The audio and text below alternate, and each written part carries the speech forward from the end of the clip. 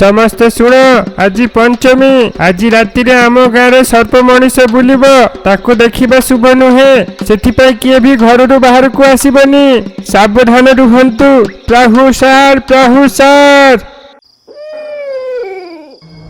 ପୂର୍ବ କିଛି ମାସରୁ ସୋମପୁରୀର ଗାଁ ଲୋକ ବହୁ ଡରି ଯାଇଛନ୍ତି। ଅଜବ ପ୍ରକାରର ସର୍ପ ନାଗପଞ୍ଚମୀରେ ଗାଁ ସାରା ବୁଲୁଛନ୍ତି ଆଉ ସୀମା ପାଖରେ ଥିବା ଶ୍ମଶାନକୁ ଚାଲିଯାଆନ୍ତି।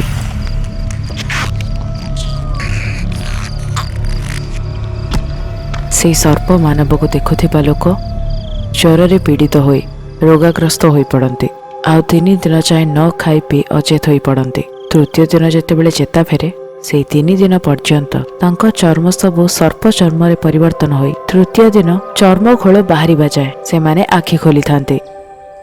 ସେଇଥିପାଇଁ ସେ ସର୍ପ ମାନବକୁ ଦେଖିବାରୁ ବଞ୍ଚିବା ପାଇଁ ସବୁ ପଞ୍ଚମୀ ଦିନ ଗ୍ରାମ ପ୍ରଧାନ ଗାଁ ସାରା ବାଜା ବଜେଇ ପ୍ରଚାର କରନ୍ତି।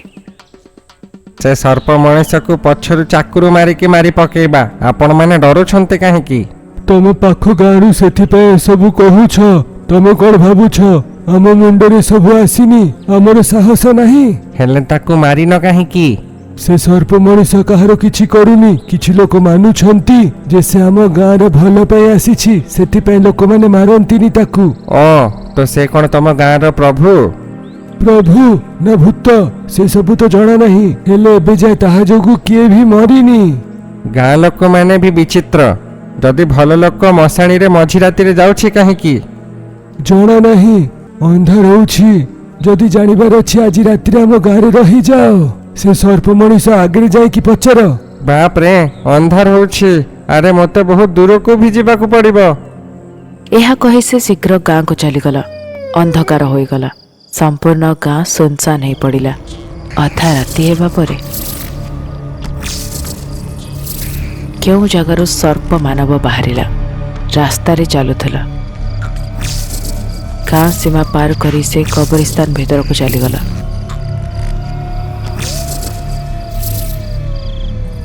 ସର୍ପ ମାନବକୁ ଦେଖୁଥିବା ସ୍ତ୍ରୀ ଲୋକ ମୁଣ୍ଡ ବୁଲେଇ ଅଚେତ ହୋଇ ପଡ଼ିଗଲା। ମୋ ଖୁଡ଼ି ପାଖ ଗାଁରୁ ଆସିଛନ୍ତି। ସର୍ପ ମାନବ ବିଷୟରେ ଜାଣିନାହାନ୍ତି, ଅଜାଣତରେ ଦେଖିଥିଲେ। ଯେପରିକି ଏମିତି ଥିଲା ଯେ ଗାଁରେ କୌଣସି ବୁଢ଼ା ଲୋକ ରୋଗାଗ୍ରସ୍ତ ହୋଇ ମରିଗଲା। ତାକୁ କେହି ବି କବରସ୍ଥାନ ନେଇ ଯାଉନାହାନ୍ତି, କାହିଁକି ନା ସର୍ପ ମାନବ ଯାଇଥିବା କବରସ୍ଥାନର ଦ୍ୱିତୀୟ ଦିନ ସେହି ଜାଗାକୁ କେହି ବି ଯାଆନ୍ତିନି। କବରସ୍ଥାନରେ ଭୋର ହେବା ପୂର୍ବରୁ ବି ଛୁଆଙ୍କ କାନ୍ଦିବା ଶବ୍ଦରେ ଗାଁ ସାରା ହୋ ହଲ୍ଲା ହେଉଥାଏ। ଯେପର୍ଯ୍ୟନ୍ତ କାନ୍ଦିବା ବନ୍ଦ ନ ହେଇଯାଏ ସେ ପର୍ଯ୍ୟନ୍ତ ଗାଁରେ ମୃତକର ଦାହ ସଂସ୍କାର କରିବାକୁ କେହି ଯାଆନ୍ତିନି। ଯେପରି କେମିତି ଥିଲା, ଗୋଟିଏ ଦିନ ଶ୍ରୀକାନ୍ତ ଘରେ ତାର ବଡ଼ ଭାଇ ସୁନୀଲ ବାବୁ ଆସିଲେ। ମା ଲକ୍ଷ୍ମୀ, ମୋର ଛୋଟ ଭାଇ ଶ୍ରୀକାନ୍ତ ଘରରେ ନାହିଁ କି? ନାଇଁ ଆଜ୍ଞା, କୌଣସି କାମରେ ସେ ପଡ଼ିଶା ଗାଁକୁ ଯାଇଛନ୍ତି। ମତେ ଟିକେ ପିଇବାର ପାଣି ଦିଅ ଲକ୍ଷ୍ମୀ।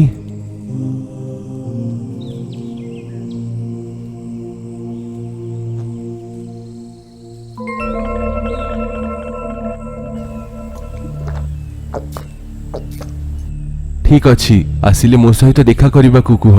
ଏହା କହି ସେ ଜାଗାରୁ ଚାଲିଗଲା। ସୁନୀଲ ବାବୁ ଆଉ ଶ୍ରୀକାନ୍ତ ଦୁଇ ଭାଇ। ତାଙ୍କର ବାପା ଗୋପୀନାଥ କୋଟିପତି।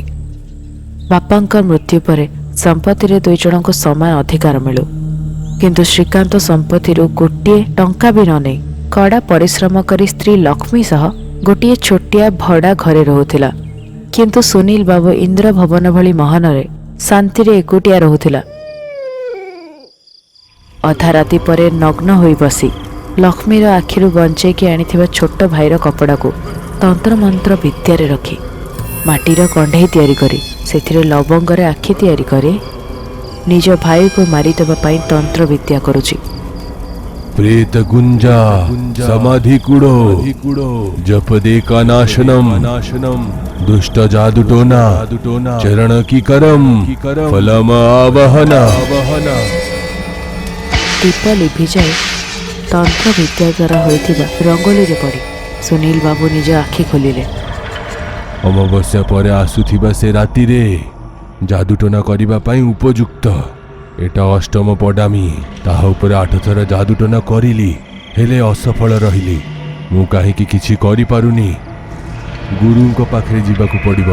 କାଲି ଏହାର କାରଣ ମୁଁ ଜାଣିବି। ଏହିଭଳି ଚିନ୍ତା କରି ଗାଁ ବାହାରେ ଜଙ୍ଗଲର ମଝିରେ स्थित पहाड़ गुंफा पाई से चलीगले। सुनील बाबू निज शूद्र गुरु संपार देव को कला जादुर सब विधि कहले। अरे आपण जो विद्या मते शिखेले ताठू केते लोकन को मारिछि हेले एटा मोर निजर भाई ऊपर काम करूनी। अष्टम थरे भी विफल हेली मु। कंढे उठी गला माने जादू टोनार पिशाच ता पाखरे पहुंची जाइछि हेले सबु दीप लिभि गले ता माने हेला किए ताकू रक्षा करूछि। जेते जाए तमे जानी परिबनी जे ताकू किए अटकौछि सेते समय जाए आमे तम छोट भाई ऊपर जादू टोना करि परिबुनु। एटा हेला विकृसार कंढेई एटा तमको आ मते छाड़ी की काहाकू भी दिसिबनी। एटा तम भाईर घरे रखिकी आसुथिबा पडामीरे मते आनिकी पुणी थरे देई दबो। एतिकी कहिला परे से विकृसार कंढेई को नहीं जाए लुचि लुचि श्रीकांत घरर अटारी चलीगला। दिन बीती जाउछि आ आज हेउछि पंचमी। समस्ते शुण आज पंचमी। आज राति रे आम गाँव सर्प मनीष बुलिब ताकू देखिबा शुभ नुहे। सेथिपाई किए भी घर बाहर को आसीबनी। सावधान रुहंतु। प्राहुसार प्राहुसार प्राहुसार। सबु समय पड़ी जेतेबेले अंधकार हो गला गाँ पूरा सुनसान हो गला। शोईथिबा श्रीकांतर चेहरा सबुज रंगरे बदलीगला। मुंड सापरे बदली गलानी। सापर लांज बाहरिला। उठिकी रास्ता रे से चलिबाकु लागिला। एहा देखि स्त्री लक्ष्मी आखिरे लुह आसी जाइथिला। सर्प मानव पछरे झुली झुली विकृसार कंढेई जाउथिला। सर्प मानव यह जानी नथिला। से श्मशान भीतर को चलीगला। 2 दिन जाए विकृसा कंढेई आखि खोला रखी 2 दिन जाए सर्प मानवर अपेक्षा करथिला। तृतीय दिन राति सामान्य रूप में आसीथिबा श्रीकांतर पछरे विकृसा कंढेई कहा आखिरे न देखा जाए घर को आसी घर अटारी रे पहुंचला।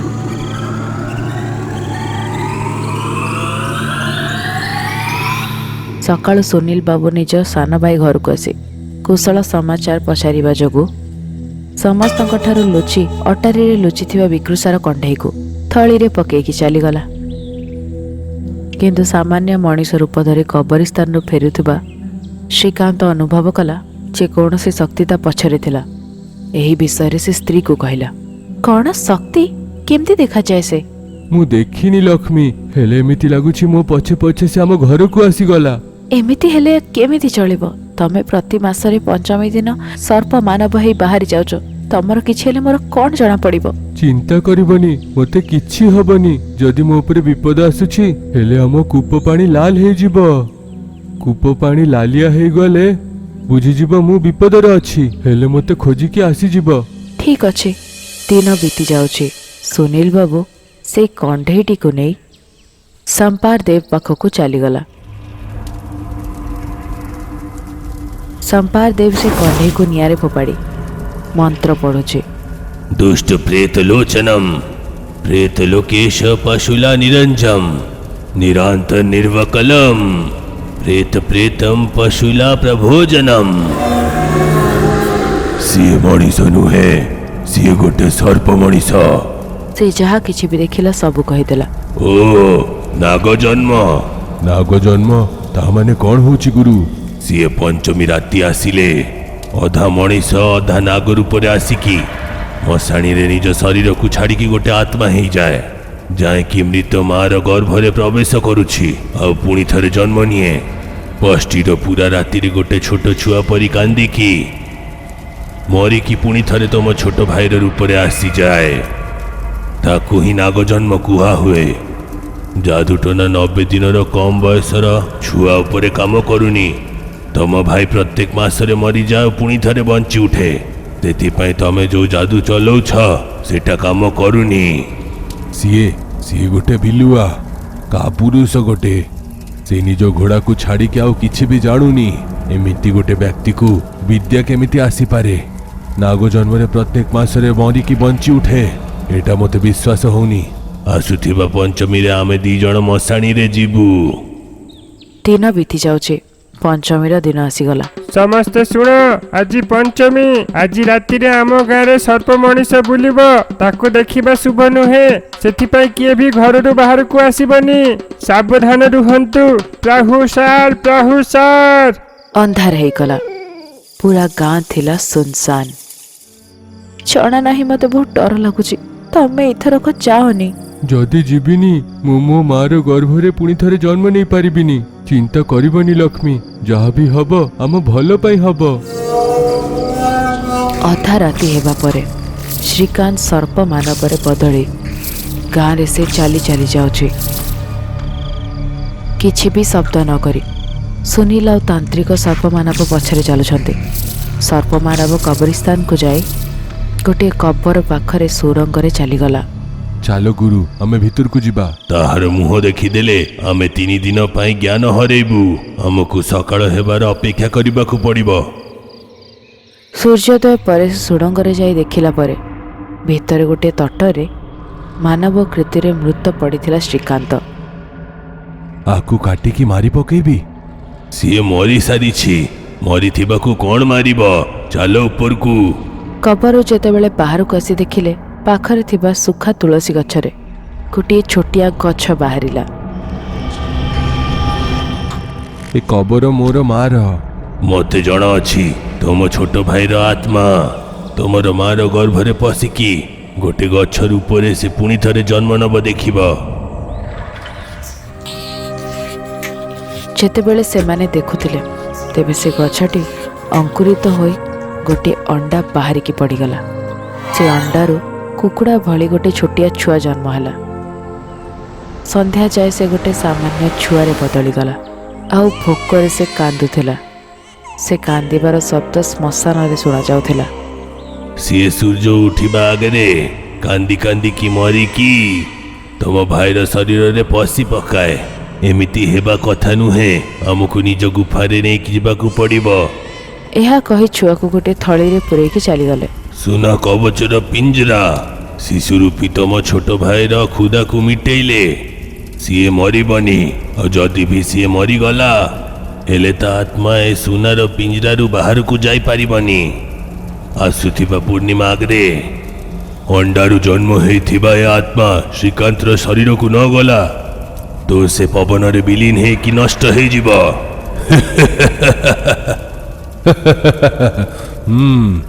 ଏବେ ମୋର ପ୍ରାଣକୁ ବିପଦ ନାହିଁ। ବିପଦ ନାହିଁ, ହେଲେ ପୂର୍ଣ୍ଣିମା ଯାଏଁ ଧୈର୍ଯ୍ୟ ଧରିବାକୁ ପଡ଼ିବ।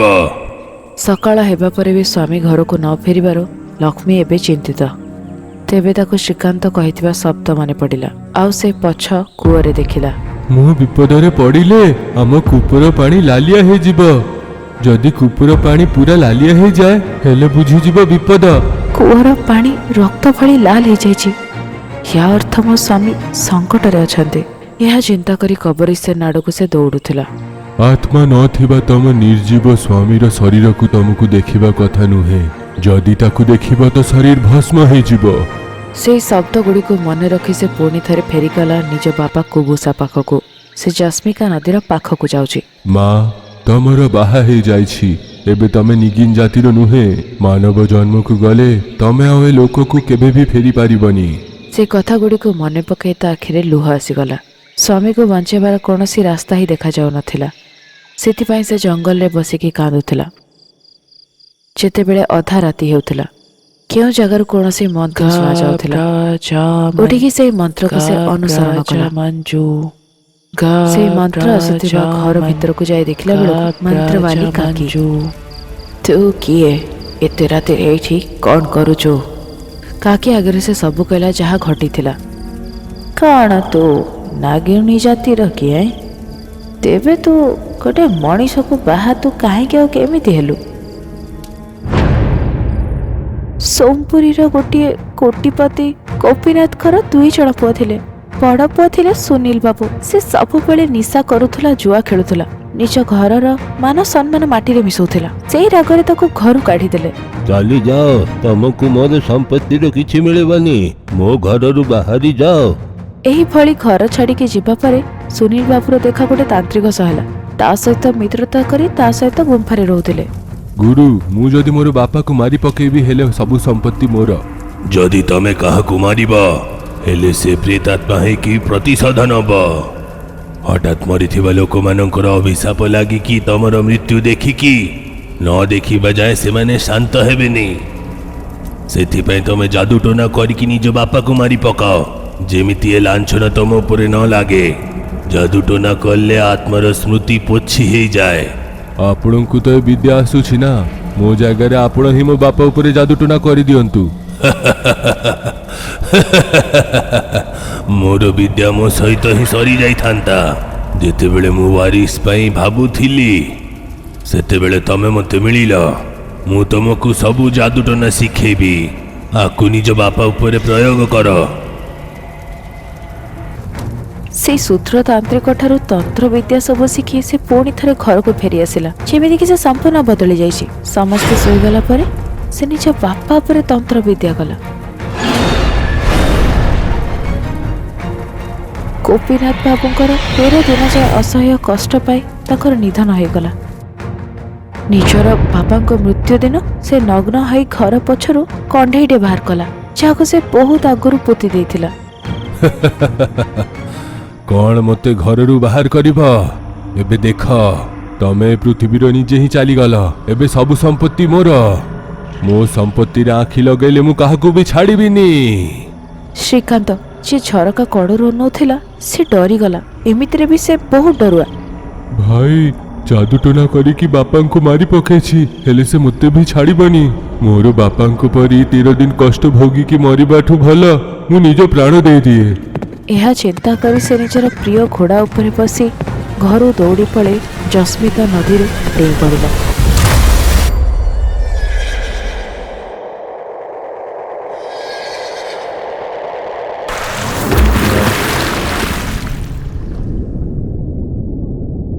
ସେଇ ନଦୀ ତଳରେ ଆମର ଇଷ୍ଟଦେବ ଅଶ୍ୱରାଜଙ୍କର ମୂର୍ତ୍ତି ଥିଲା, ଆଉ ସେଇଠି ସେ ପଡ଼ିଗଲା।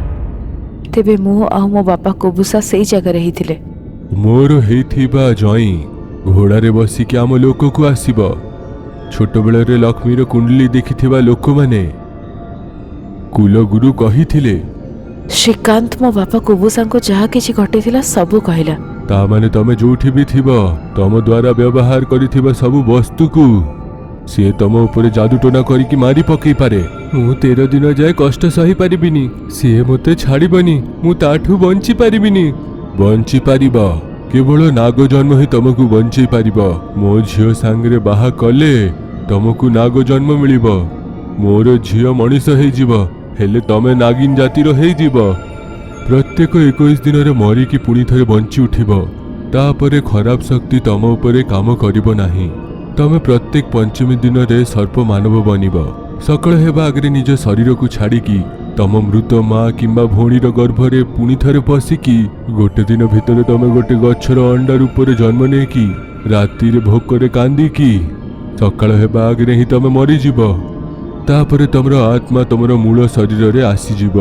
ଆକୁ ହିଁ ନାଗ ଜନ୍ମ କୁହା ହୁଏ।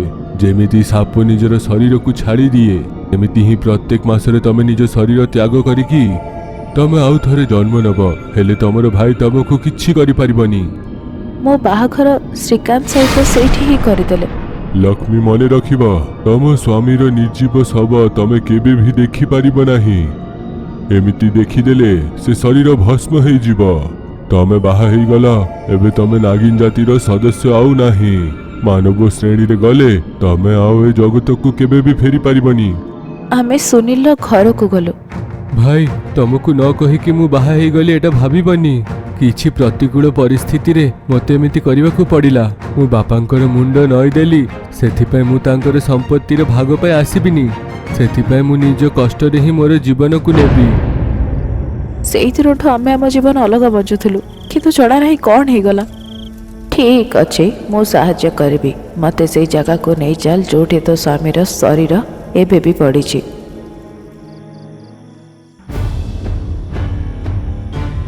ସେ ସେଇ ଗୁମ୍ଫା ଭିତରକୁ ଗଲା ଆଉ ଶ୍ରୀକାନ୍ତର ଶରୀର ଚାରିପାଖରେ ରକ୍ଷା କବଚ ଗୋଟିଏ ପ୍ରକଟ କଲା। ଏବେ ତାଳ, ମୋତେ ସେଇ ଜାଗାକୁ ନେଇ ଚାଲ ଯେ ଶରୀରର ଆତ୍ମା ଯୋଉ ଜାଗାରେ ଅଛି।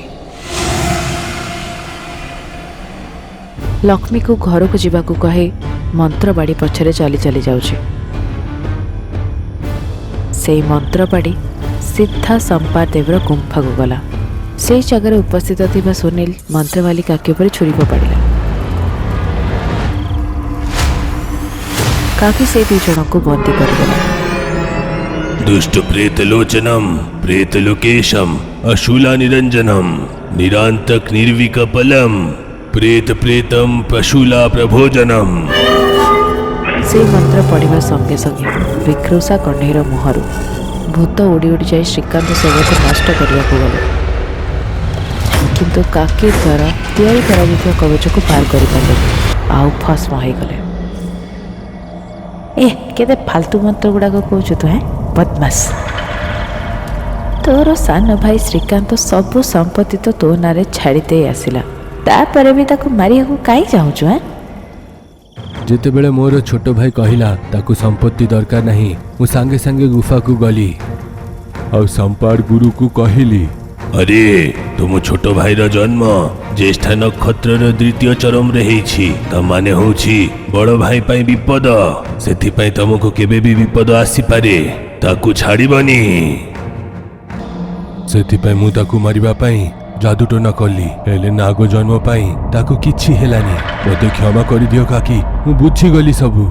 संपत्ति पाई निज बापा को हत्या करुवा लोक आ तोर खराब काम रे सांगरे थिबा तोर तांत्रिक देव को क्षमा कले धर्म सहिबनी। निज मंत्र बाड़ी साहाय्य रे विकृषा कण्ढेई को डाकी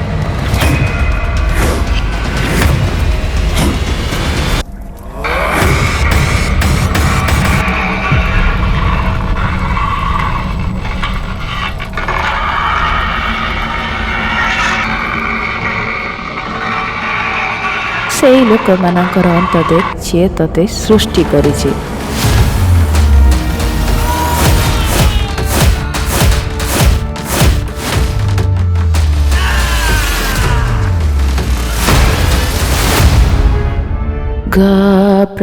गप्राचामन गप्राचामंजू गप्राचामन गप्राचामंजू। मंत्र पढ़ने पर पिंजरा भांगीगला। आउ से छुआ को बाहर कला परे सूर्य रश्मि छुआटी उपर पड़ा पर भस्म हो गला। आत्मा चाहे श्रीकांतर शरीर में पशिगला। काकी द्वारा तैयारी होता सुरक्षा कवच भांगीगला। श्रीकांत उठीगला। कहीं ना तो आत्मा तो शरीर छाड़बार 24 घंटा पार हो गलानी, से तते तो स्त्री द्वारा प्राप्त होता नाग जन्म चलीगला। तू गोटे साधारण मनीषर बदली गलु, तते आ सर्प मानव हबार डर नहीं। आउ गोटे कथा, तो भाई जे तो जीवन पछरे पड़ता सी भी आउ बंचिनी, तेणु सुखपूर्वक बापांकर संपत्ति बाड़ी सब प्राप्त करी शांति रे रह।